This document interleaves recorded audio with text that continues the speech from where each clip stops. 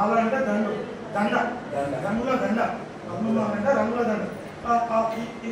అని చెప్తే వాడు ఏది వింటాడు. ఒకసారి వెళ్ళొచ్చు, రెండోసారి మూడోసారి అటు మాట్లాడుతాడు. పిల్లవాడు అటు మాట్లాడుతుందంటే రెండే కారణాలు.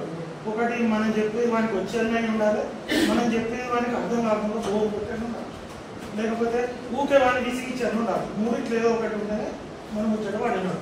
అందుకే సార్ అటెన్షన్ అటెన్షన్ అని సార్ చెప్తాను. అంతే